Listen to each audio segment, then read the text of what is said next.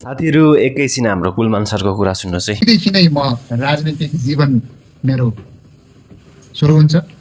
राजनीतिक जीवन भोलिदेखि मेरो प्रभावकारी रूपमा र देशभित्रको समसामयिक विषयलाई लिएर र देशमा अहिलेको परिस्थितिलाई र देशको अहिलेको अवस्थालाई परिवर्तन गर्नको लागि अब राजनीतिक नेतृत्वमा जानको लागि म आज यो मन्त्री परिषदबाट राजीनामा दिएर अगाडि बढेको छु।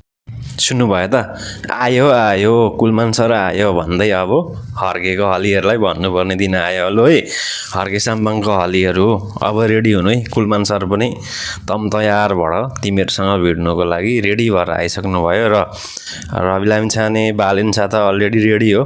कुलमान सर पनि भोलिदेखि राजीनामा दिएर आउँदै हुनुहुन्छ। अब हर्केको हलीहरूको निन्द्रा नपस्ने भयो है।